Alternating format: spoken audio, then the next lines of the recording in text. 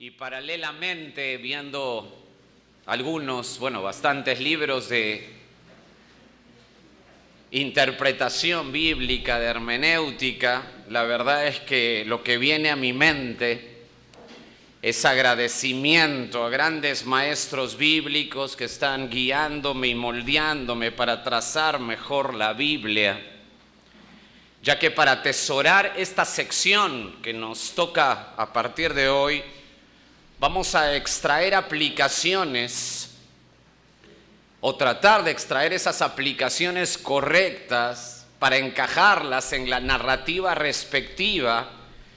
Pues el punto del pasaje en secciones así, y esto es muy importante entenderlo, el punto del pasaje en secciones como vamos a afrontar hoy tiene que estar dando vueltas todo el momento en nuestra cabeza, porque son esas estructuras de pensamiento tan finas en análisis que si no tiene claro el énfasis del mismo autor, puedes empezar a resaltar o mirar diferentes ángulos que te alejan de la idea central. Y aunque esta realidad es en toda porción, por supuesto, que afrontemos en la Escritura, también es una realidad que esta sección en particular, creo yo, es muy demandante en ese aspecto de ser muy fino con el punto central. Quizá en otras porciones podemos dar vueltas y nadie se da cuenta, no es muy notorio. Pero acá tenemos que captar bien el flujo de pensamiento y, por supuesto, hacerlo paso a paso. Ahora, quise comenzar así y usted dice, ¿y por qué menciona todo ello? Quizá en primer lugar para que usted vaya notando que acercarse a textos de esta magnitud demandan todo nuestro esfuerzo. O sea, son textos que debemos ocupar, estirar al máximo nuestra mente para tomar los puntos de la narrativa y empezar a llenar nuestra mente de ello para que no se nos escape nada. Son muy demandantes. Y en segundo lugar, quizá quiero que llegue con bastante expectación a esta porción. Quizá por eso lo hago. Vayamos sin más preámbulo a nuestra sección que toca a partir de hoy, desde Mateo capítulo 9, desde el verso 14, quisiera ir con usted. Vamos a dar lectura de esta porción que está dentro del paraguas que hemos estado viendo hace ya casi 2 meses. Quisiera dar lectura. Vaya a Mateo 9, desde el verso 14. Dice la Escritura: Entonces vinieron a él los discípulos de Juan. Ahí está conmigo acá. Diciendo: ¿por qué nosotros y los fariseos, interesante, ayunamos muchas veces y tus discípulos no ayunan? Jesús les dijo: ¿acaso pueden los que están de bodas tener luto entre tanto que el esposo está con ellos? Pero vendrán días cuando el esposo les será quitado y entonces ayunarán. Nadie pone remiendo de paño nuevo en vestido viejo, porque tal remiendo tira del vestido y se hace peor la rotura. Verso 17. Ni echan vino nuevo en odres viejos, de otra manera los odres se rompen y el vino se derrama y los odres se pierden. Pero echan el vino nuevo en odres nuevos y lo uno y lo otro se conservan juntamente.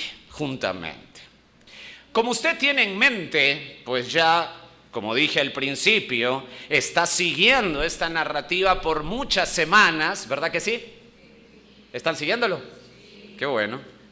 El autor, o sea, Mateo, sigue atornillando su gran énfasis en el Evangelio a sus oyentes originales. O sea, en su mayoría, ¿quiénes son sus oyentes originales? Judíos. Eso es muy importante. Pues tenemos que caminar en el Evangelio de Mateo construyendo nuestros pensamientos con mente judía. Muy bien, usted ya lo sabe. Ahora, ¿cuál es ese énfasis macro del Evangelio de Mateo que quiere atornillar constantemente a sus oyentes originales y por supuesto por extensión a todos los demás, a todos los lectores? Bueno, ¿cuál es el énfasis de todo el libro? Respuesta: Jesús es el Rey. Jesús es el Mesías anunciado. No puede escapar eso de su mente en todo el Evangelio de Mateo. Ese es el énfasis macro del libro del Evangelio. Eso es lo que él va a atornillar cada principio, cada capítulo, cada porción. Él va a apuntar a ese énfasis. Y como recordará, Mateo despliega toda su argumentación precisa, concisa, al empezar el capítulo 8, o sea, terminando la explicación de la narrativa del sermón, ¿se acuerdan? Del sermón del monte, con una sección de enorme poder, pero también de enorme magnitud para el hilo de pensamiento del libro. Es decir, si Jesús es el Rey, si Jesús es el Mesías anunciado, piensa Mateo, que demostrar esto con sus credenciales. Muy bien, alguien lo dijo por ahí. Está siguiendo muy bien. Sus credenciales mesiánicas. Esto es vital que lo entienda. Credenciales mesiánicas. O sea, tengo que mostrarlo, dice Mateo, en todo su esplendor en el Antiguo Testamento. En el Antiguo Testamento. Y aquí es necesario un paréntesis. Recuerde esto, que recuerde esto, que a partir de Génesis 3, desde que entra el pecado al mundo, la respuesta del mismo Dios, porque la iniciativa es del mismo Dios cuando entra el pecado, es: yo enviaré a un Salvador. Génesis 3:15. Dios toma la iniciativa. Esa es la clave. Ese versículo es vital para el hilo de pensamiento de toda la historia bíblica. Ese texto mueve, como dije, el hilo conductor de toda la Escritura, pues a partir de esa suprema declaración de Dios, todos los cañones de luces y atención van a aquel que va a llegar, y el que va a llegar es alguien que viene a destruir el terror del pecado y de la muerte que se introdujo por el hombre pecador. Génesis capítulo 3 del 1 al 7. Y también el anunciado viene a pulverizar a las huestes satánicas, encabezadas, por supuesto, por el diablo mismo. La pregunta que queda en Génesis 3:15 es: ¿quién es ese? ¿Quién es ese? ¿Dónde aparecerá? ¿Cuándo llegará? ¿Cómo llegará? Esas son las preguntas que permean todo el Antiguo Testamento. Todo lo que usted lee en el Antiguo Testamento apunta a esa línea. Y esto es como un tren sometido a sus rieles que va avanzando hasta el clímax en el Nuevo Testamento. Y es ahí, mente judía, es ahí que podemos entender, otra vez, mente judía, la importancia superlativa a través de ese hilo de pensamiento de la vida, por ejemplo, de Abraham. Y toma importancia tremenda la vida de David. Entre otros, pues definen, ¿qué cosa definen? La línea mesiánica, Yo coloco estos personajes no por antojo propio, sino que son los receptores directos de los pactos de Dios que Dios hace a los suyos. Abraham, el pacto abrámico, y a David, el pacto davídico. Los dos van apuntando a promesas de Dios que son absolutamente claras, que son absolutamente precisas para su pueblo. Dios les promete tierra, nación, bendición, y también le dice algo genial. Primero Abraham. ¿Qué cosa le dice a Abraham? En Génesis 12:3, solo para que lo tenga en la mente, lo puede apuntar. En Génesis 12:3, él dice en la parte final, en ese pasaje gigante, le dice a Abraham, y serán, esto se lo sabe, y serán benditas en ti todas las familias de la tierra. ¿Qué significa eso? ¿Qué significa eso? Esa promesa incluye, atiéndame y empalme lo que va atesorando, incluye la inserción del Mesías, Génesis 3:15, la inserción del Mesías a la historia humana para ofrecer, escuche, esto me encanta, salvación a todas las naciones, es decir, a toda persona en todo lugar del planeta que se arrepienta y crea en el Mesías. Génesis 12:3. Salvación a toda persona que cree en el Mesías. Eso es tremendo. El apóstol Pablo, un gran estudioso del Antiguo Testamento, toma ese principio de Génesis 12 y note cómo lo plasma. Apunte Gálatas 3:8. Note cómo plasma ese principio el apóstol Pablo. Gálatas 3:8, voy a dar lectura y dice, y la Escritura, previendo que Dios había de justificar por la fe a los gentiles, dio de antemano, escuche cómo le llama Pablo, la buena nueva a Abraham, diciendo, en ti serán benditas todas las naciones. Tremendo. El apóstol Pablo, en una lucidez estupenda y una hermenéutica exquisita para extraer las joyas del Antiguo Testamento, nos deja boquiabiertos con Gálatas 3:8, no solo porque, si se da cuenta, en Gálatas 3:8 personifica la Escritura. Es decir, a la Escritura Pablo la trata como una persona.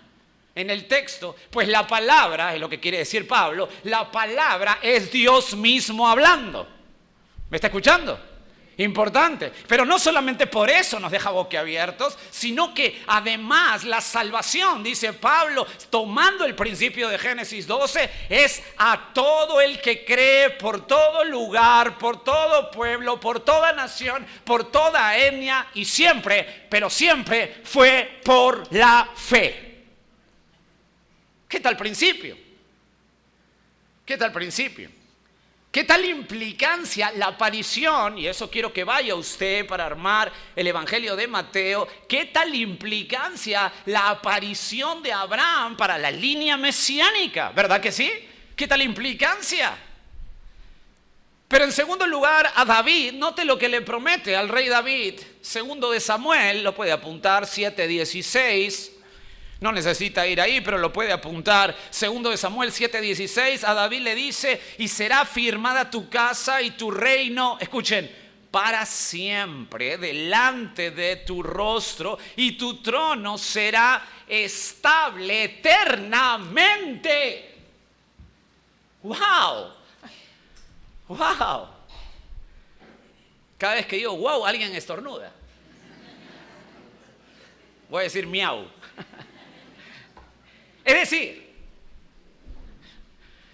de su línea genealógica, eso es lo que habla segundo de Samuel que hemos leído 7, de su línea genealógica vendría el rey, el Mesías esperado, el Mesías anunciado, el cual, Génesis 3:15, ¿se acuerda? Vendría de su línea genealógica, el cual a través de su reino llevará la historia humana a su consumación. El que viene tendrá un reino para siempre, por la eternidad. Amén. Esto es interesante. Note cómo lo expresa, si usted lo lleva al Nuevo Testamento, cómo lo expresa el evangelista Lucas al relatar de manera puntillosa la anunciación. Anote Lucas 1:32, y en Lucas 1:32 dice lo siguiente: este será grande, el ángel está hablando a María, este será grande y será llamado Hijo del Altísimo. Hablando de María, estaba encinta, hablando de Jesús. Y el Señor Dios le dará, escuchen esto, miren cómo el ángel sabe el pacto davídico. Y el Señor Dios le dará el trono de David su padre, verso 33 de Lucas 1, y reinará sobre la casa de Jacob para siempre y su reino no tendrá fin. ¿Qué cosa está haciendo el ángel? ¿Qué cosa está haciendo? Tomando el principio de 2 de Samuel y aplicarlo al contexto que vive. Interesante, ¿no? Cómo se toma la escritura. Hasta los ángeles respetan la hermenéutica, increíble. Ese es el pacto davídico, amados. Ese es el pacto davídico. El Señor le dará a Jesús el trono de David y Jesús reinará sobre la casa de Jacob para siempre, pues su reinado no tendrá fin. ¿Lo capta? ¿Qué tal implicancia la aparición ahora de David para la línea mesiánica que sigue respondiendo? ¿Qué versículo? Génesis 3:15, ¿verdad? Con todo ello, mente judía, note cómo empieza la narrativa en Mateo 1:1. Con todo lo que ha visto hasta aquí, mire qué importante tener la mente judía para el Evangelio de Mateo. Con todo lo que ha visto, note cómo empieza Mateo 1:1. Libro de la genealogía de Jesucristo. ¿Están ahí? No está tan lejos, ¿verdad? Libro de la genealogía de Jesucristo, hijo de David, hijo de Abraham. ¿Se da cuenta? ¿Se da cuenta qué importante es tener mente judía para hallar el punto en Mateo? Claro. Está poniendo a descubierto Mateo la pregunta gestada en Génesis 3:15. Eso es lo que hace. Me fascina esa mente del autor tan aguda en el análisis bíblico. Es una presentación, claro, nosotros lo leemos, ¿no? Mateo 1:1, el libro de la genealogía, hijo de David, hijo de Abraham. Pero la verdad es que no es así de simple. Tiene una profundidad enorme que corre todo el Antiguo Testamento, amados. Y eso es lo que usted tiene que captar para entenderlo bien. Mateo dice, ya no busquen más, dice Mateo, ya no sigan deambulando en esto. El Mesías llegó y su nombre es Jesús. Él es el Rey, Él es el Mesías anunciado, lo cual Mateo presenta como su punto macro en todo el Evangelio. ¿Hasta ahí van bien? Aquí cerré el paréntesis. Así Mateo pareciera le indicara, cuando usted sigue leyendo la narrativa del Evangelio, pareciera le indicara dudosamente su tribuna tácita. ¿Así, Mateo? Y bajo esa premisa, el autor empieza a argumentar por todo su Evangelio su punto. Jesús es el Rey. Jesús es el Mesías anunciado. Entonces llega al capítulo 8, como indiqué al principio, después de haber relatado el extraordinario sermón del monte, el evangelista Mateo, y en primer lugar, para mostrar en el capítulo 8 que Jesús es el Rey bajo la claridad del Antiguo Testamento, Mateo mostró la superioridad de Jesús sobre la enfermedad física. ¿Se acuerdan? Mateo, capítulo 8, del 1 al 17. Pues el Antiguo Testamento menciona que Jesús tiene que tener poder frente a la enfermedad física. No lo hace de pronto, lo hace porque está clarificando las credenciales mesiánicas. Y usted estuvo en ese, espero, despliegue de poder donde Jesús sanó. ¿Se acuerdan a quién sanó? A un leproso, al siervo del centurión y a una mujer. Son personajes que Mateo escoge de manera exquisita y exacta porque quiere presentar las credenciales del Mesías. Ya sería suficiente con eso si usted estuvo en ese despliegue de poder, de entendimiento de esa sección. Sería suficiente. Esto es poder. La gente diría, este hombre tiene que ser enviado de Dios. Pues Palestina en ese momento se quedó con un porcentaje de enfermedad del 0%. ¿Recuerda? Esto fue abrumador. 0%. Es decir, si lo traslada hoy, todos los médicos y enfermeras se quedan sin chamba. Esto es contundente. Pero Mateo quiere cubrir todo. No quiere dejar rendijas ni cabos sueltos.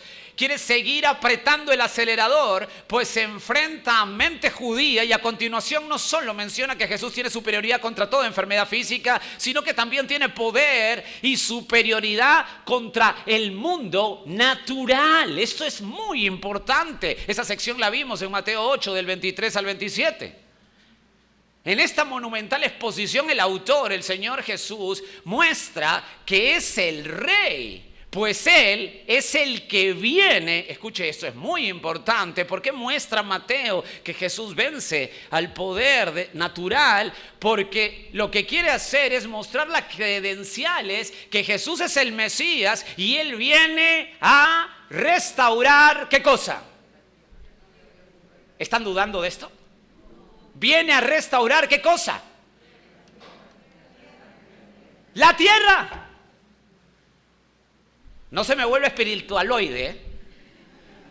No se me vuelve alegórico. A restaurar la tierra, es aquí. A restaurar la tierra.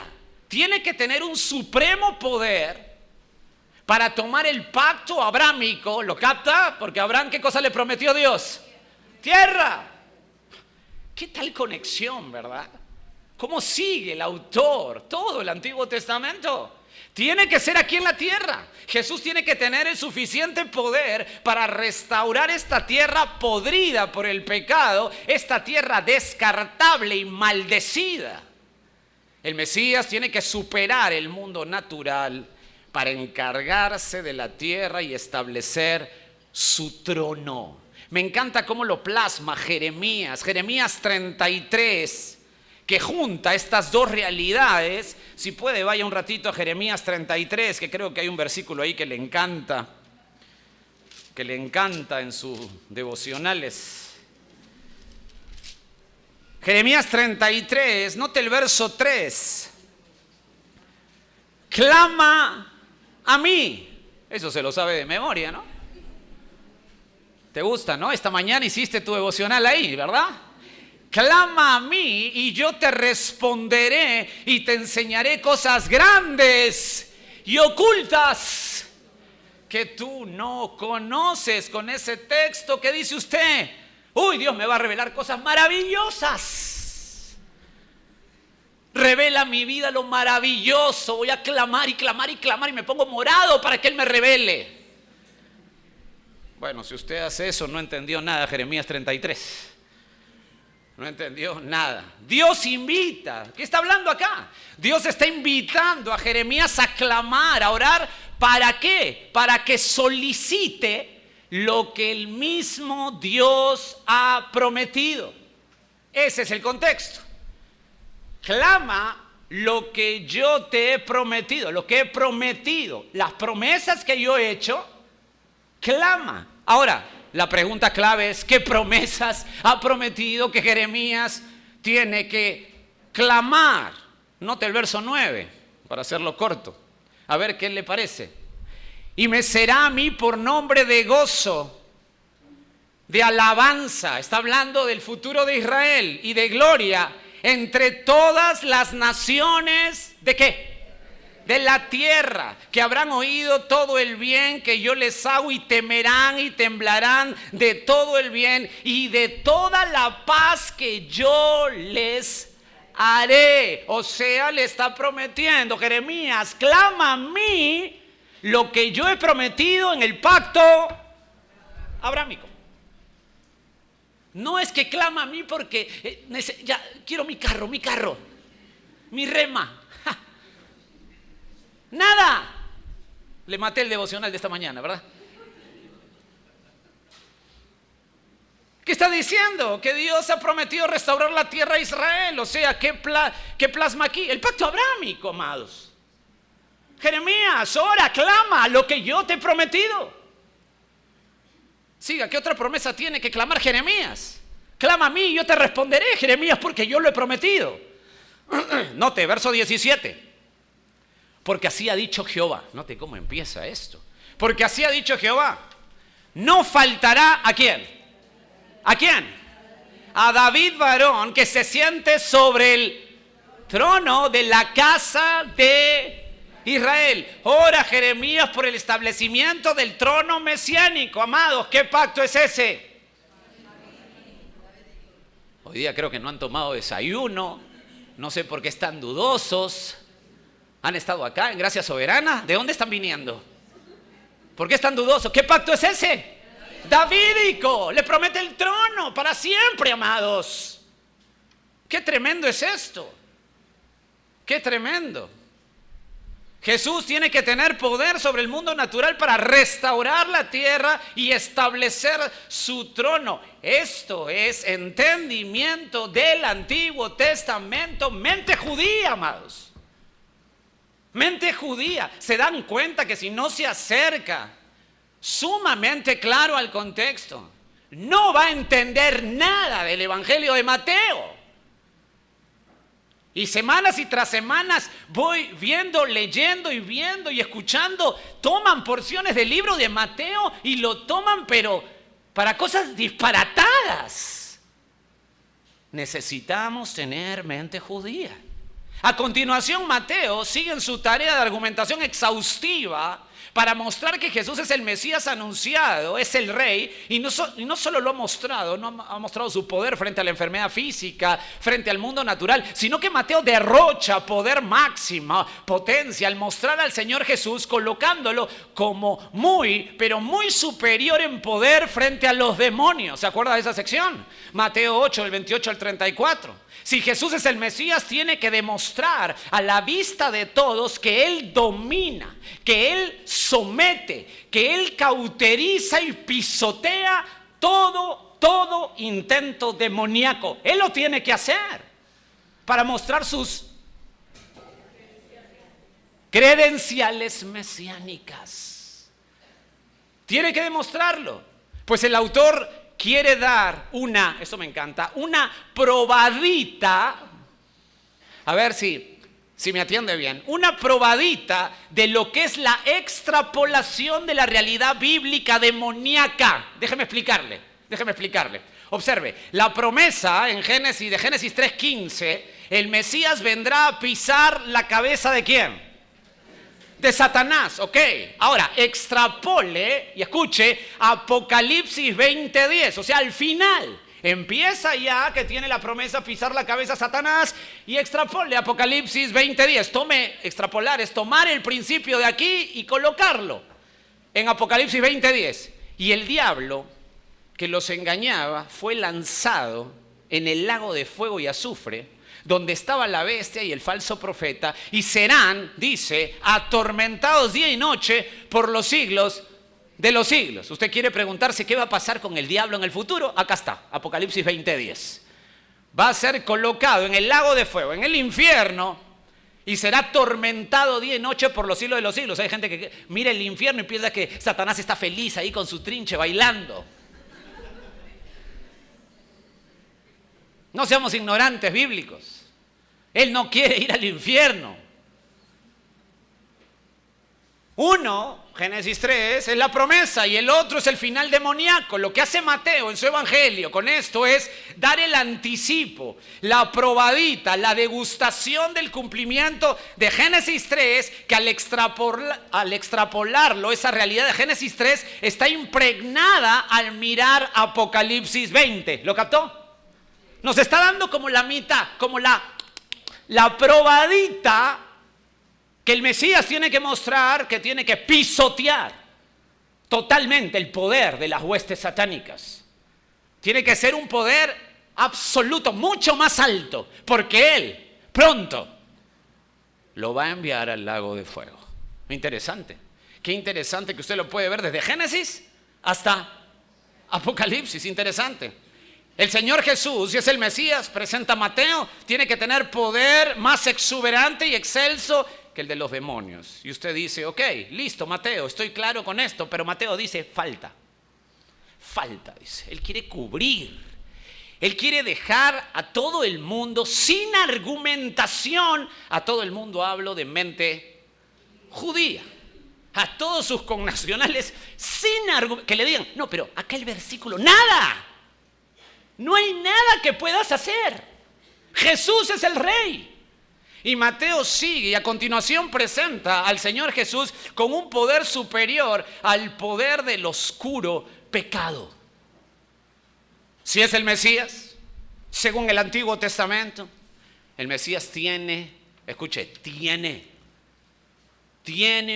que tener un poder aplastante frente al denso y oscuro pecado.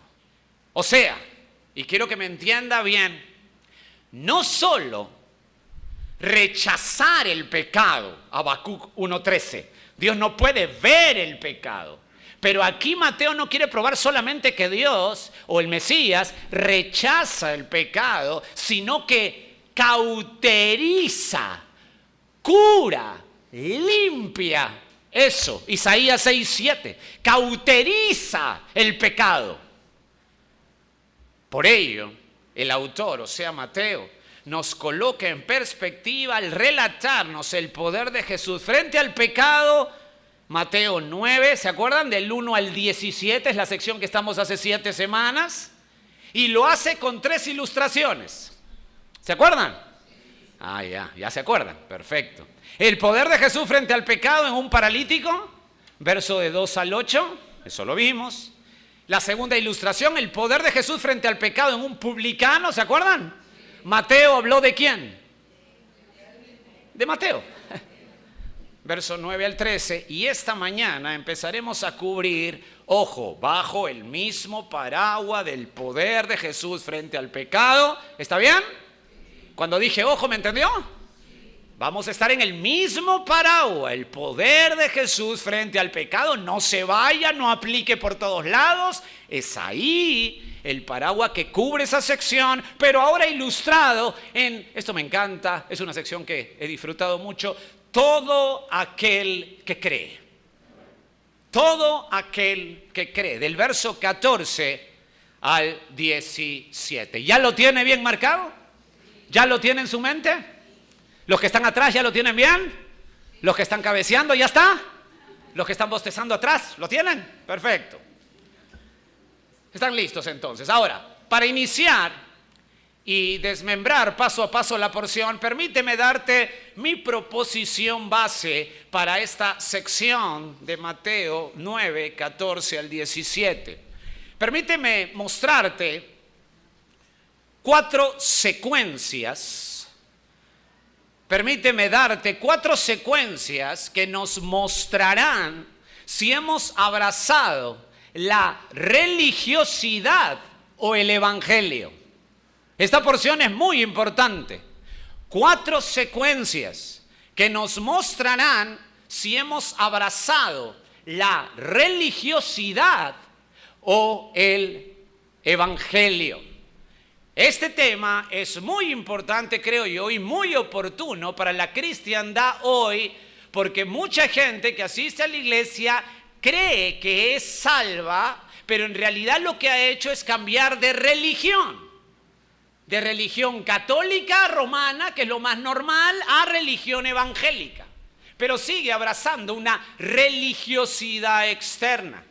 Entonces quiero darte 4 secuencias aquí que nos mostrarán si hemos abrazado la religiosidad o el evangelio. Primera secuencia, la escena provocada. La escena provocada, verso 14a. La escena provocada. Segundo, la pregunta superficial, verso 14b. La pregunta superficial. Tercero, la respuesta intencional, verso 15. Y número 4, la aplicación magistral, verso 16 y 17. Repito las secuencias: la escena provocada, la pregunta superficial, la respuesta intencional y la aplicación magistral. ¿Lo tienen ahí? Perfecto. Listo, entonces, empezamos.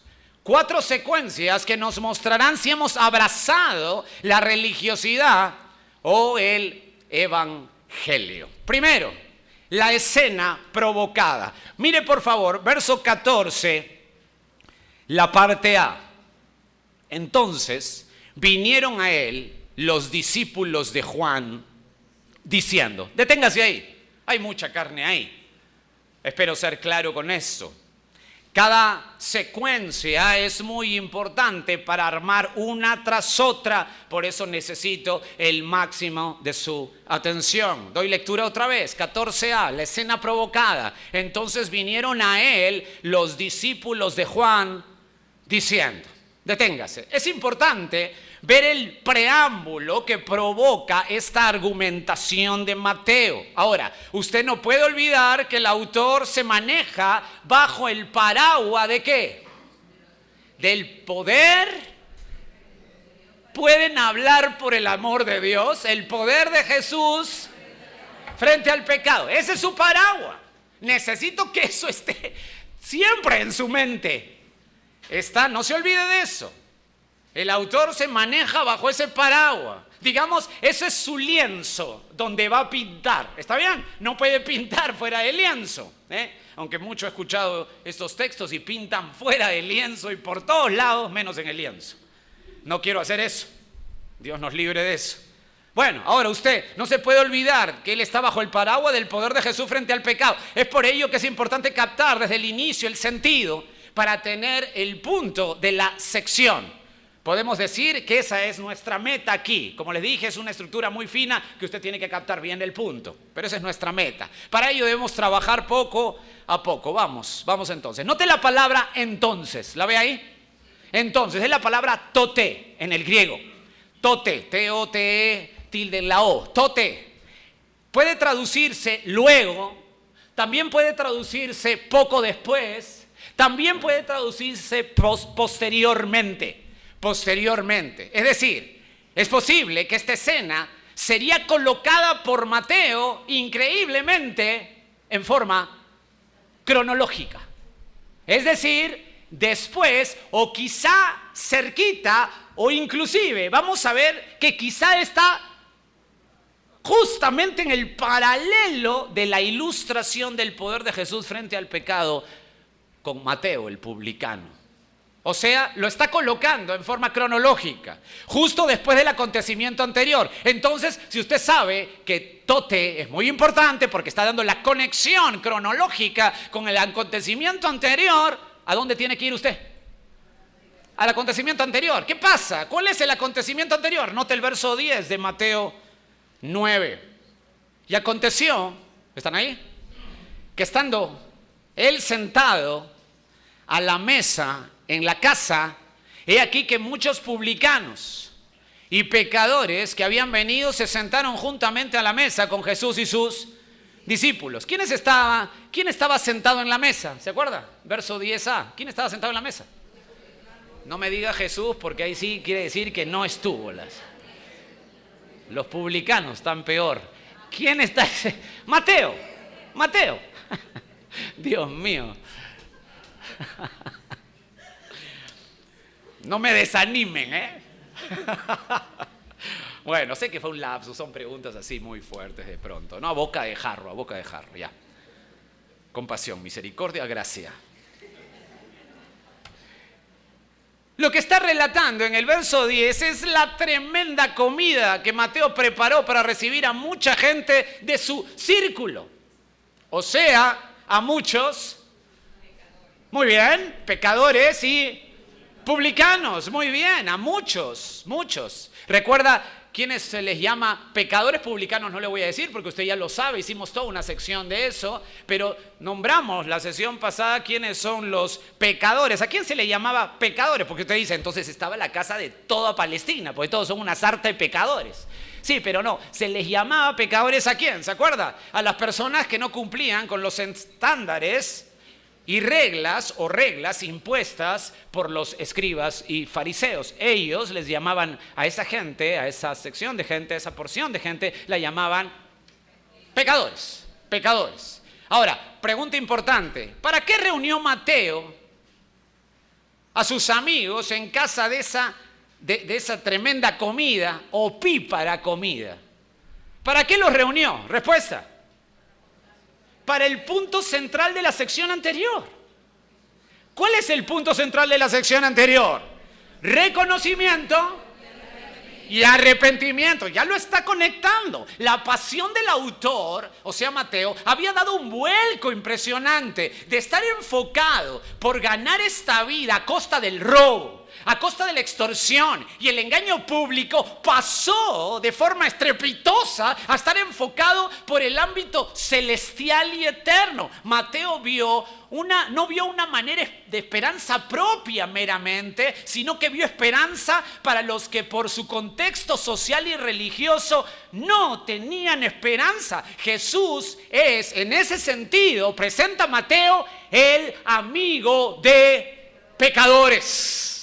En ese sentido, y esto es glorioso, porque si no, usted y yo no estaríamos aquí si Jesús en este sentido no fuera el amigo de pecadores. El amigo de pecadores. Mateo hizo a ver qué le parece, Mateo hizo una campaña evangelística en su casa. Era otro su enfoque. Él fue transformado. Su prioridad fue otra. Y eso, amados, es una aplicación que tiene que decantar hoy al pueblo de Dios. Si Dios ha transformado tu vida, tu enfoque ya no puede estar como prioridad para ti hoy en lo terrenal. Tu enfoque es eterno. Tu enfoque es que toda persona tenga que escuchar la verdad. Tu enfoque es decirle a la gente que tiene que seguir a Jesús y todo lo que implica eso. Tu enfoque no tiene que ser estar diciéndole a todo el mundo para que acepte. No, tu enfoque tiene que ser que se agachen delante del Rey. Que sean discípulos del Señor. Y para ello necesitan una iglesia correcta. Si no, no hay nada. Tu enfoque no puede ser simplista. Si tú amas a Cristo, tiene que arder tu corazón por las almas perdidas, pero arder en serio, no juguetear a la gran comisión, sino hacerlo en serio, al modo de Cristo. Lo que el autor mostró, regresando al pensamiento de Mateo, es que el Señor Jesús tiene poder superior frente al pecado. ¿Amén? Eso es lo que quiere mostrar, un cambio radical del extorsionador Mateo. Increíble. Entonces ya lo tiene. Mateo relata, el evangelista, a continuación de esa opípara comilona evangelística, porque fue una opípara comilona. Algo pasó. Note por favor en el verso 14. ¿Qué pasó después en medio de esa opípara comilona evangelística? Vinieron a él. Muy bien. Los discípulos de Juan diciendo, interesante, deténgase ahí. Pues si usted sigue la línea narrativa va a captar mejor esto. Observe, sin lugar a dudas, a ver, piense conmigo, en ese momento seguían los discípulos de Juan. ¿Me escuchó? Seguían los discípulos de Juan, a pesar que su líder, es decir, ¿quién era el líder? Juan el Bautizador, ya se encontraba encarcelado, Mateo 4:12. Ya se encontraba encarcelado. Ahora, es significativo que desde que Juan el Bautizador cumplió su tarea de presentar al Mesías y bautizarlo, Mateo capítulo 3, su fuerza, a ver si me capta esto, su fuerza discipuladora, por decirlo así, lo volcó en enseñarles a sus discípulos que vayan directamente ¿a quién? Al Mesías, a Jesús. Si usted anota Juan 1:29, recordará esto que Juan el Bautizador dice, al siguiente día vio Juan a Jesús que venía a él y dijo, he aquí el Cordero de Dios que quita el pecado del mundo.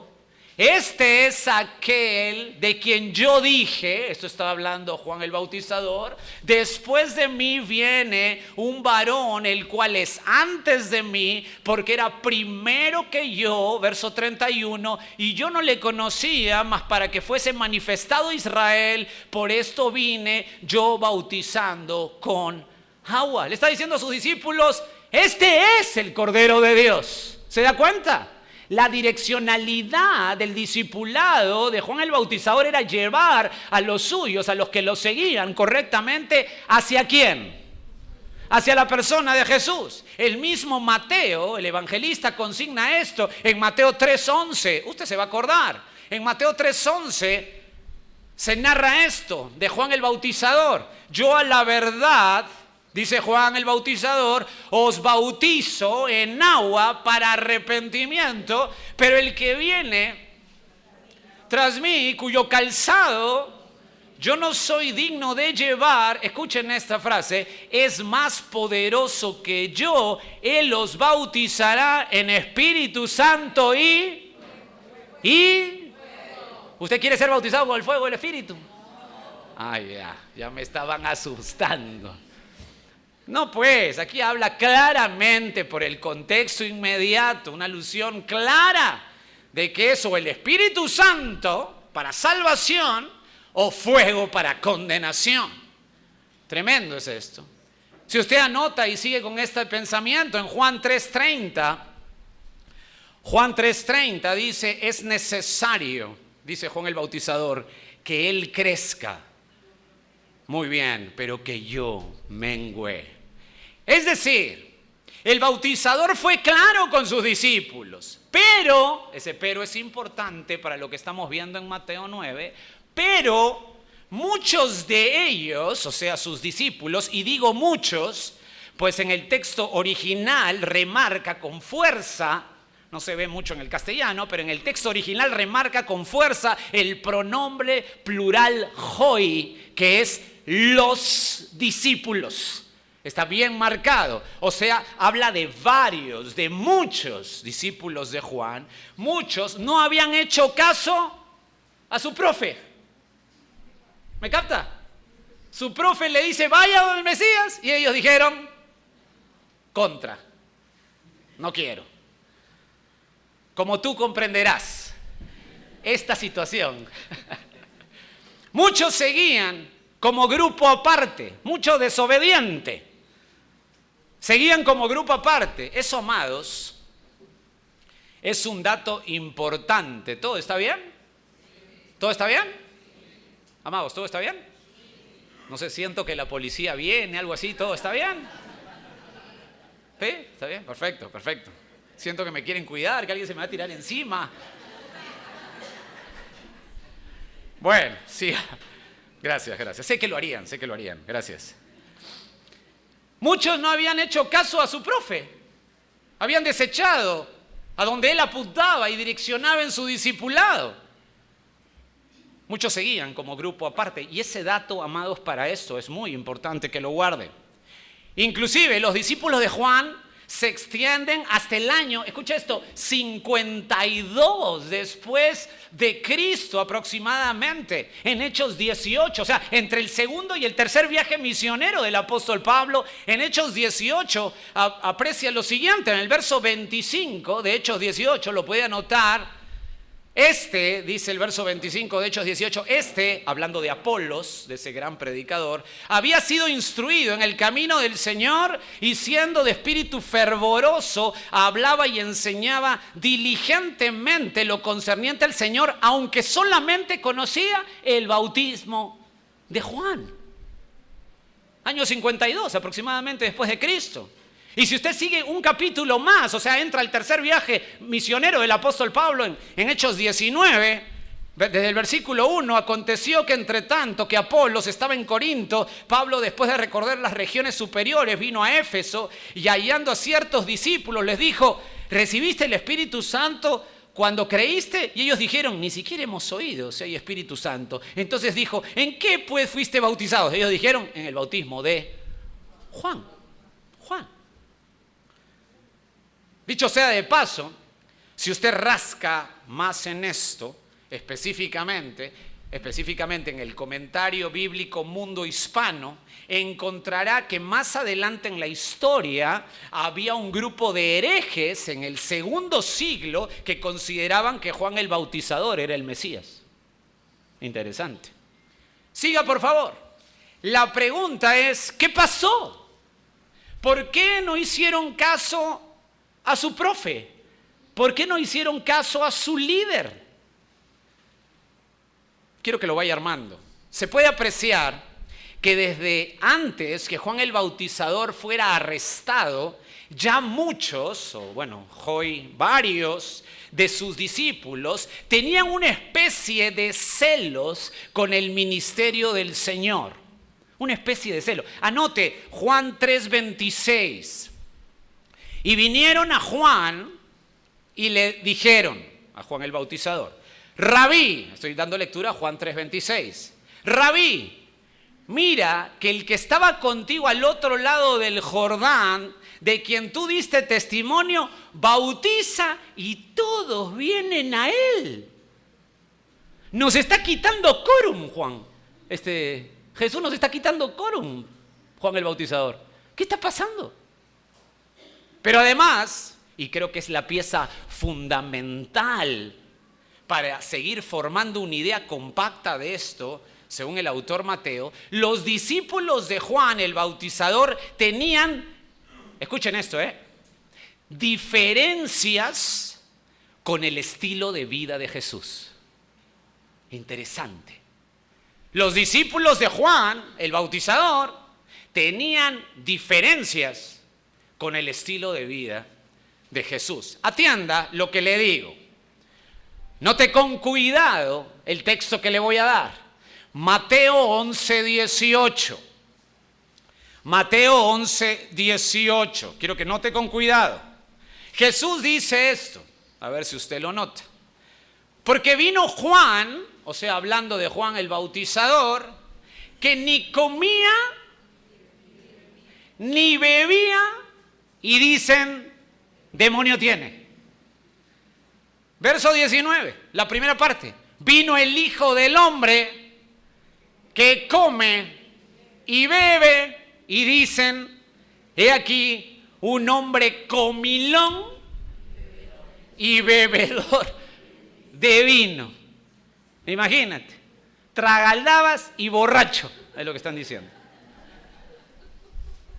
Puede notar, ahora, creo que si usted lee esto, creo que nota, si usted es agudo, la diferencia de estilo de vida. ¿Lo nota? El ministerio de Juan el Bautizador, quiero que siga el hilo, se había caracterizado por su ascetismo. Él mismo, o sea, Juan, vivía en el desierto, ¿se acuerda usted? Mateo capítulo 3. Vivía en el desierto, comía solo la pobre comida que podía encontrar ahí, se cubría de un ropaje tosco y prescindía de todo tipo de lujo y comodidad. Era obvio que su llamado claro, ¿por qué hacía eso Juan? Porque quería que todos los seguidores de Cristo estén ahí en el desierto y que no tengan nada. No, era obvio que lo hacía en ese momento específico por su llamado claro. Eso lo explicamos a detalle en Mateo capítulo 3. El llamado claro era ser un contraste. Juan era un contraste con los líderes religiosos, la religiosidad de ese momento, que se presentaban como muy por encima de la gente, muy por encima de la gente. Juan tuvo un ministerio en el cual no solo presentaría al Mesías, sino que, importante, ejemplificaría para la mente de la época que el reino de Dios no tiene nada que ver con méritos externos ni con atuendos externos. ¿Amén? ¿Hasta ahí? Perfecto. Ahora, piense conmigo, usted sabe esto, lo sabe bien por el ministerio de Juan el Bautizador. Ahora, piense conmigo, si los discípulos de Juan ven a su líder así, y quizá sin comprender bien su llamado, ¿qué creen que pasarían con los discípulos de Juan? ¿Por qué me quedan mirando así? Contesten, ¿qué creen que pasaría? Bueno, aunque el texto bíblico no lo dice explícitamente, podemos suponer claramente, con dos dedos de frente, que enseñaba a sus discípulos a compartir ese estilo austero de vida, ¿verdad? En cambio, Si bien es cierto, Jesús en ningún momento garantizaba a sus discípulos una vida de opulencia, como vimos en Mateo 8:20, en ningún momento garantiza a sus discípulos una vida de opulencia, sino que la exigencia era que dispusieran su corazón para dejarlo todo, Lucas 14:26, y sufrir privaciones por seguirle, Mateo 10:21-22, si bien es cierto, eso era una realidad para Jesús y sus discípulos, también era cierto que el Señor Jesús nunca desperdiciaba los bienes materiales en sí. Nunca. Estaba dispuesto él mismo a pasar hambre en el desierto, ¿se acuerdan? Mateo 4:2. Pero también estaba dispuesto a sentarse a compartir una buena comida con los que le invitaban, ¿verdad que sí? Y vaya, qué comidas. Con su ejemplo, enseñaba a sus discípulos a estar contentos en cualquier circunstancia, tanto cuando pasan escasez, como cuando vivían en abundancia. ¿Eso lo he escuchado en algún momento en el Nuevo Testamento? El apóstol Pablo. El apóstol Pablo lo dijo de la misma manera en Filipenses 4:11 y 12. ¿Se dan cuenta la conexión? ¿Van bien? ¿Van bien? Bueno, dadas estas diferencias obvias, creo que se vuelve un choque. Escúcheme bien y no se pierda, no saque conclusiones. Escúcheme bien que estamos poniendo el basamento para que entienda toda la porción. Dadas estas diferencias obvias, creo que se vuelve un choque directo para los discípulos de Juan aceptar que Jesús tenga una reunión opípara, ¿se acuerdan? Tote, o sea, a continuación, ¿se acuerdan o no? La conexión del contexto inmediato. Entonces, es un choque directo para los discípulos de Juan aceptar que Jesús tenga una reunión opípara con los discípulos en casa de Mateo, el cual se había convertido en su discípulo, y quizá ellos esperaban que su forma de presentar este acontecimiento en forma correcta para ellos, espiritual, sería con abstención de alimentos. Vamos a presentar a Mateo, no comemos. Un autor comenta esto de manera acertadísima, y cito: al comprometerse a seguir a Juan, se hubieran sometido, o sea, si se hubieran comprometido a Juan, se hubieran sometido a un austero régimen de oración y ayuno. Como consecuencia, habían adquirido cierta mentalidad según la cual la auténtica espiritualidad se medía por la austeridad y el ascetismo. En eso coincidían con las prácticas de los fariseos, que tenía que ganar la aprobación divina mediante actos públicos de contrición, penitencia y abnegación. Fin de la cita. Ellos estaban empapados en su mente que la forma espiritual para llevar un evento espiritual era con abstención. Veían la comilona con Jesús y era obvio, un choque. ¿No le parece? ¿Lo está captando? Está metiéndose al contexto. Esto es interesante. Si usted me ha entendido, ¿me ha entendido? Sí. Creo que por hilo lógico de pensamiento, la secuencia que sigue, a modo de pregunta, la va a tener en la mente con claridad. Si usted me ha entendido hasta aquí, ahora va a entender, obvio, la pregunta que sigue en el texto. Recuerde, 4 secuencias que nos mostrarán si hemos abrazado la religiosidad o el evangelio. Ya hemos visto la escena provocada. ¿Está bien la escena? ¿Ya la tienen bien? Ahora, si usted la tiene, note el punto 2 de mi bosquejo. La pregunta superficial. Note lo que le preguntan. Si usted lo tiene en la mente, note lo que le preguntan. Verso 14b. ¿Por qué nosotros? ¿Y quién? Están empatándose con los fariseos. Ayunamos muchas veces y tus discípulos no ayunan. Interesantísima pregunta, ¿verdad? O sea, si ha entendido bien la plataforma, si ha entendido bien la escena provocada, esto se vuelve interesantísimo. Ahora, nuevamente, nuestra mente tiene que estar en la intención del autor, y acá al analizarlo hay algo interesante. Escuche, esto es bien interesante cuando usted estudia esto bien. De los 3 evangelistas que relatan la historia en los evangelios sinópticos, cuando hablo de evangelio sinóptico hablo de Mateo, Marcos y Lucas, solo Mateo, escuchen esto, dato importante, solo Mateo coloca que esta pregunta es realizada exclusivamente por los discípulos de Juan. Solo Mateo, Solo Mateo. Quiero que lo vea esto, quiero que lo vea. Note Marcos 2:18. Creo que es importante que lo vea. Lo que quiero mostrarte es que solo Mateo enfoca esta pregunta exclusiva a los discípulos de Juan. Marcos 2:18. Dice la Escritura, y los discípulos de Juan, ¿están ahí un ratito?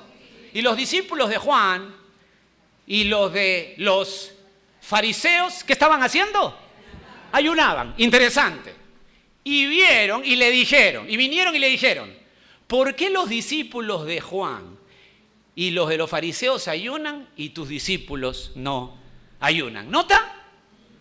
Ahora, todavía guardes ese pensamiento. Note Lucas 5:33. Ese paralelo es importante y ahorita vamos a sacar conclusiones. Lucas 5:33. Note cómo viene la importancia en Lucas 5:33 del contexto inmediato. Entonces ellos le dijeron, o sea, está apuntando al verso 32. Entonces ellos le dijeron, ¿por qué los discípulos de Juan ayunan muchas veces y hacen oraciones y asimismo lo de los fariseos, pero los tuyos comen y beben? Me gusta cómo lo plantea Lucas, ¿no? Le preguntan a los discípulos de Jesús, ¿por qué son tan piadosos los discípulos de Juan y los fariseos y ustedes son unos vagos en oración y ayuno? Me gusta eso. Hay mucho análisis aquí. Observe, en Marcos, que leímos Marcos 2:18, se consigna como que tanto los fariseos como los discípulos de Juan hicieron la pregunta. ¿Verdad que sí? Tanto los fariseos como los discípulos de Juan. Claro, y es obvio. Y es obvio que se pueda compenetrar esto, porque los discípulos de Juan estaban obviamente relacionados con ellos. Los discípulos de Juan hicieron la pregunta, por supuesto que esto no nos debe parecer extraño junto con los fariseos, ya que se unían los dos grupos en la operación del ayuno como práctica, digamos, pública, espiritual. Era una práctica que demostraba su espiritualidad. Por otro lado, Lucas abarca no solo a los discípulos de Juan y a los fariseos, sino que la pregunta de manera, me parece fantástica, sale desparramada ¿de dónde? Piense. Entonces ellos dijeron, ¿por qué? ¿Quiénes son entonces ellos? Sale desparramada ¿de qué lugar?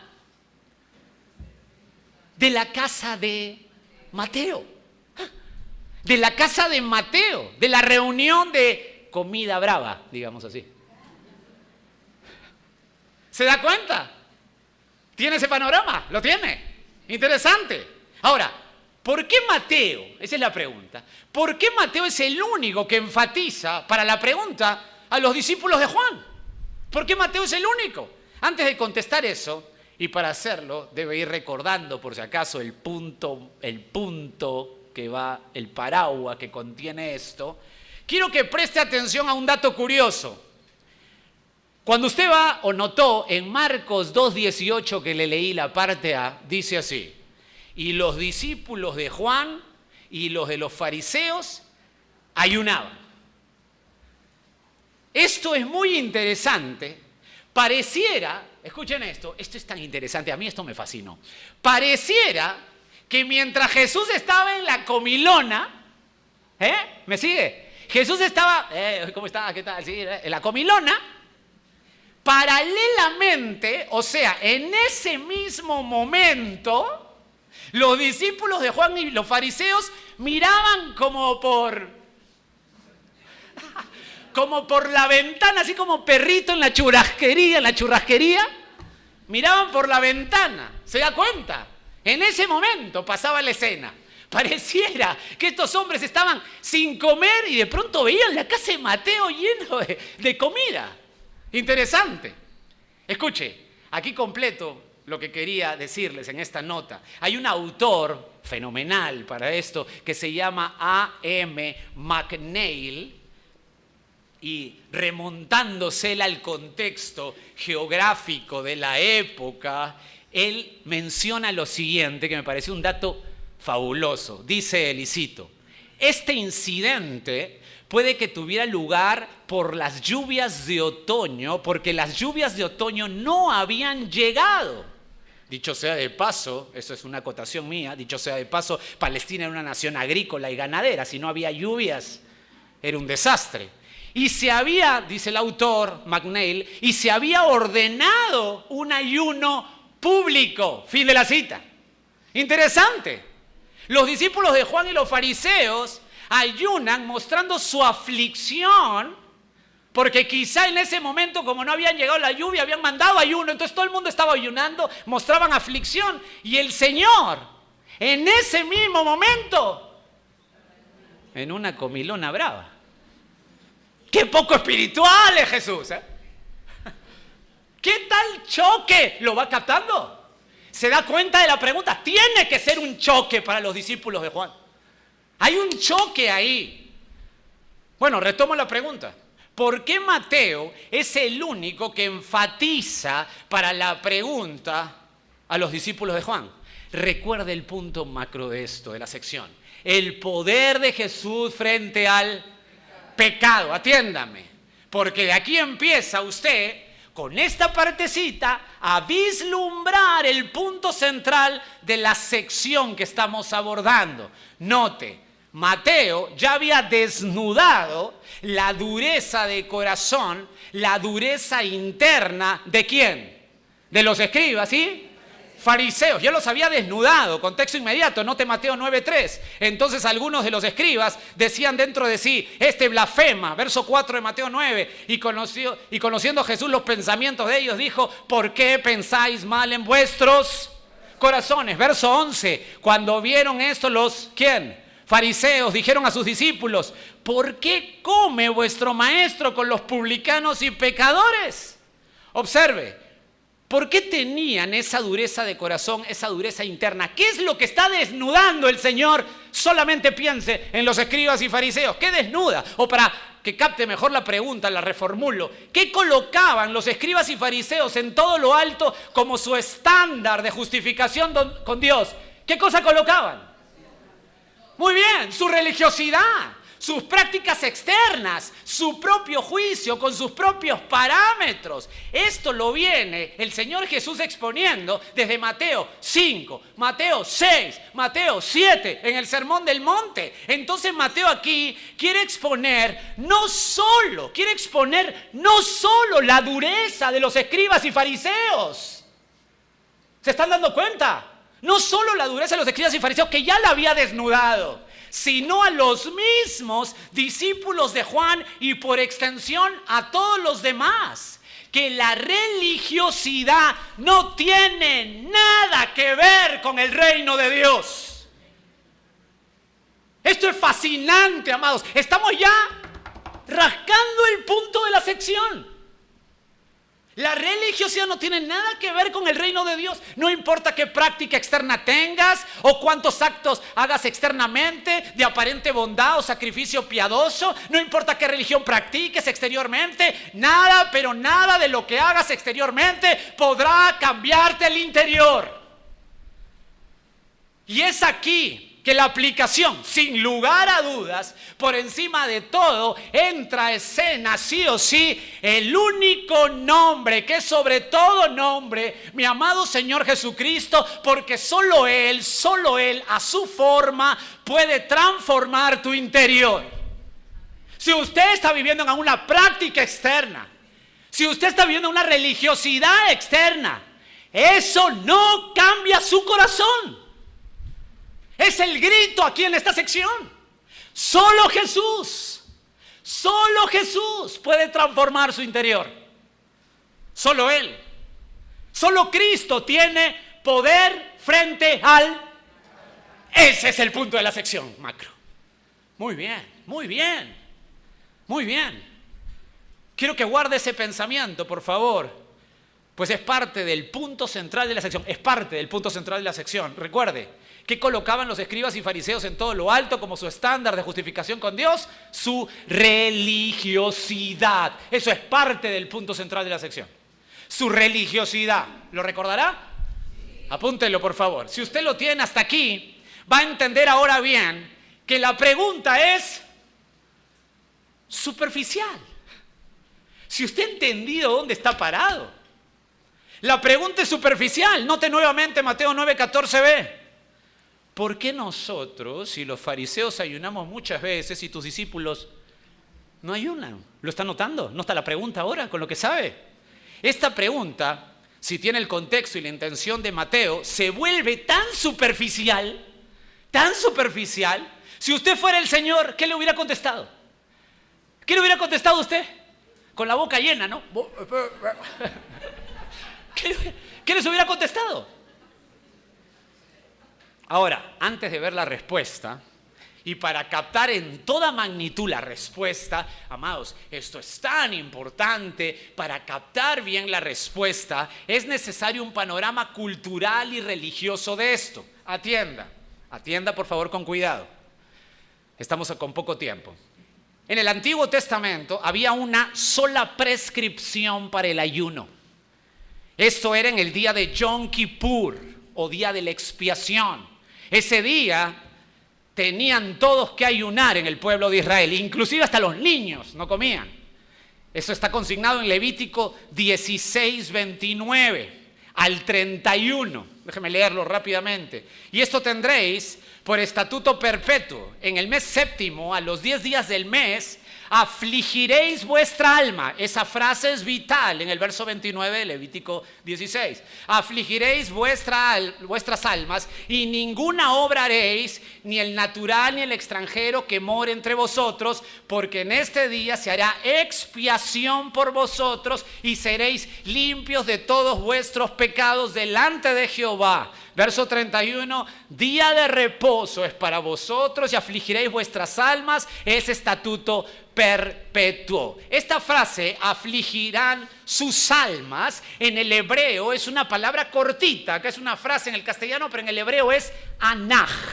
Anaj es la frase. Y tiene la idea de humillarse y de estar abatidos. Y esta humillación, por favor, entiéndame bien, porque lo va a tener que captar e hilar mientras vamos hablando. Esta idea de anaj incluía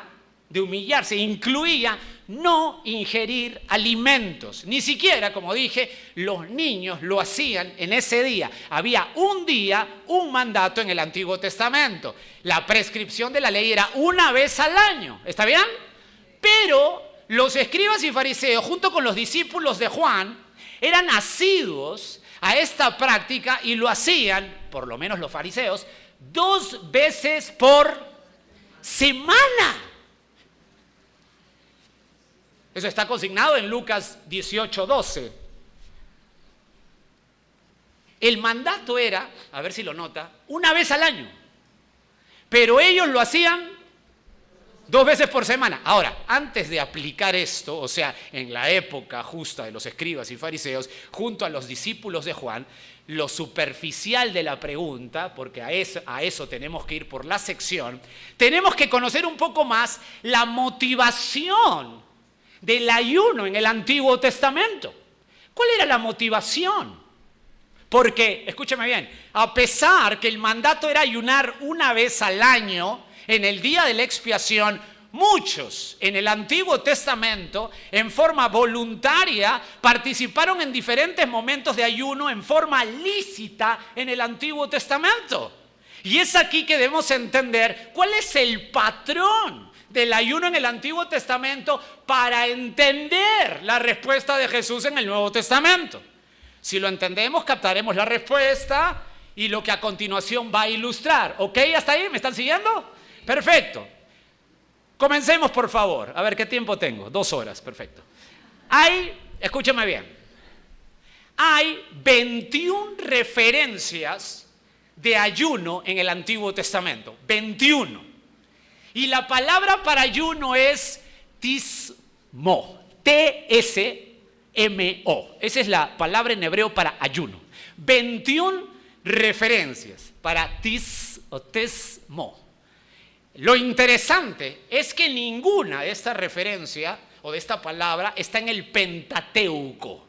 Y usted dice, un momento, me acabas de leer Levítico, donde hay la prescripción una vez en la ley. Bueno, tismo no sale ahí. Ya sabe que es anaj. Pero para que no se pierda y se maree, el anaj, la palabra anaj o afrentar, afligir nuestra alma, incluía ayunar, pero directamente no está ahí en Levítico 16 la palabra tismo, no está ahí en el Pentateuco. Por eso de seguro mucha gente piensa que la ley no prescribe un mandato en el ayuno porque no está tismo, pero no es así, porque la palabra anaj incluía mente judía, abstenerse de alimentos. Entonces así digan, no está tismo en el Pentateuco, igual anaj ahí en Levítico 16 sí daba referencia de un mandato en el Pentateuco, un mandato de la ley para ayunar una vez al año. ¿Me están siguiendo o están peor? Perfecto. Pero en realidad en el Antiguo Testamento hay 21 referencias de tismo. Ahora, quiero que usted mismo vea el patrón en el Antiguo Testamento. No puedo cubrir, obviamente, los 21 versículos, aunque estoy listo, no lo voy a poder cubrir, pero algo haré. Escuche, voy a hacerlo un poco rápido, pero quiero que me escuche bien y solamente anote los textos y usted los puede revisar. Déjeme darle algo de los 21. Jueces 20:26. Entonces, Jueces 20 y 26, dice la Escritura, entonces subieron todos los hijos de Israel y todo el pueblo y vinieron a la casa de Dios y lloraron y se sentaron allí en presencia de Jehová y tismo y ayunaron aquel día hasta la noche y ofrecieron holocausto y ofrendas de paz delante de Jehová. ¿Qué pasa ahí en el libro de Jueces? 2 veces Dios había permitido que Israel sea derrotado por su pecado. Estaban desesperados a estas alturas porque no podían ganar las batallas. Estaban absolutamente humillados, reconociendo que no eran nada y Dios le dio la victoria. ¿Cuál es el punto? La humillación propia, el duelo interno, la desesperación del alma los lleva a ayunar. Primero de Samuel 7:6. Primero de Samuel 7:6, ya saben, mire el patrón del primer texto. La humillación, duelo interno, desesperación del alma, ayuno. Primero de Samuel 7:6. Y se reunieron en Mizpa y sacaron agua y la derramaron delante de Jehová y ayunaron tismo aquel día y dijeron allí, contra Jehová hemos pecado. Y juzgó Samuel a los hijos de Israel en Mizpa. ¿Qué está pasando aquí? Note, esa frase, derramaron el agua delante de Jehová, es una referencia clara que esta gente estaba en doloroso arrepentimiento, es decir, dolor por su miseria. O sea, el dolor interno lo llevó a ¿qué? Ayunar. Segundo de Samuel 12:16, este lo conoce. Segundo de Samuel 12:16. Entonces David rogó a Dios por el niño, ¿se acuerdan? Y tismo, y ayunó David y entró y pasó la noche acostado en tierra. Creo que esto lo domina. David está destrozado porque su hijo se muere. El dolor, el abatimiento total lo lleva al ayuno. Primero de Reyes 21:12. Y promulgaron tismo, promulgaron ayuno y pusieron a Nabot delante del pueblo. ¿Qué pasó aquí? La asamblea que convoca ayuno aquí es porque, contexto inmediato, se avecinaba un desastre terrible. Estaban llenos de pánico interno y se desató el terror. Mataron a Nabot. ¿Lo nota? El pánico interno, el dolor, la humillación, el abatimiento lo lleva al ayuno. ¿Van bien? ¿Van notando el patrón? Segundo de Crónicas 20:10. Entonces él tuvo temor y Josafat humilló su rostro para consultar a Jehová e hizo pregonar tismo, ayuno a todo Judá. ¿Qué pasa aquí? A Josafat se le venía un ejército, al rey se le venía un ejército pagano multitudinario. Él se aterró, se estremeció y en su dolor se humilló, tanto así que hasta los niños en este contexto se quedaron sin comer. Hizo como un Yom Kippur, algo así, voluntariamente. Es decir, el terror, el dolor, humillación, lo llevó ¿a qué? Al ayuno nacional. Salto a Nehemías 1:4. Nehemías 1:4. Cuando oí estas palabras, me senté, dice Nehemías, y lloré e hice duelo, o dice en el libro de Nehemías, e hice duelo por algunos días y tismo, y ayuné y oré delante de Dios de los cielos. ¿Qué pasó? Bueno, creo que usted lo sabe, Nehemías, aunque no era un profeta, tenía un dolor intenso por Jerusalén. Jerusalén estaba despedazada, la ciudad de su Dios estaba destrozada. ¿Por quién? Por los babilónicos. Es decir, su dolor era evidente por la gloria de Dios. O sea, su dolor interno, su abatimiento interno, ¿lo llevó a qué? A ayunar. Un salmo, para que esté contento, Salmo 35:13. ¿Están bien hasta aquí o ya se quieren ir a...? Salmo 35:13, pero yo, cuando ellos se enfermaron, dice el salmista, me vestí de cilicio, afligí con tismo mi alma y mi oración se volvía a mi seno. Creo que es fácil esto, note, el dolor, la aflicción, el dolor interno lo llevaron al... Ahora, después de 33.33% de los versículos, de los 21 versículos, le he dado más del 33% de los versos del Antiguo Testamento sobre tismo, ayuno. Creo que ya debe tener el patrón en la mente. El patrón en el Antiguo Testamento, escuche, Antiguo Testamento, el patrón en el Antiguo Testamento para el ayuno voluntario, lícitamente, fuera del mandato, era, ¿cuál es el patrón?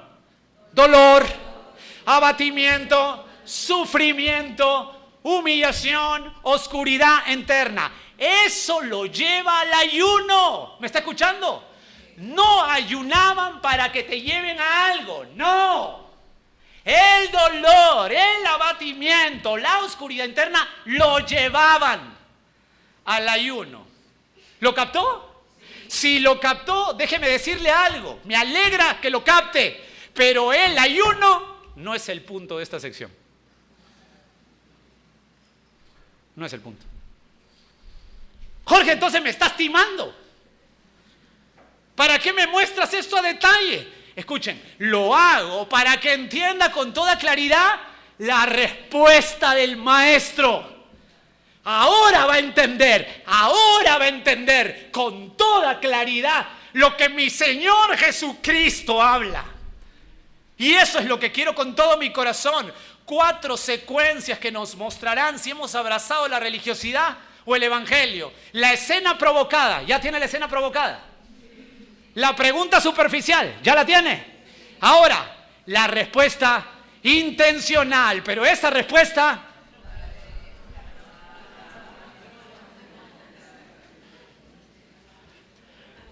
la tendremos que esperar un poco. Paciencia. Padre, gracias por tu verdad. Deshojar estas maravillas, estas joyas, nos llevan a ampliar nuestra mente y a realizar acciones correctas para nuestra vida, entendiéndote a ti, Señor. Es tan hermoso esto. Gracias por la paciencia de mis hermanos, en el nombre de Cristo. Amén.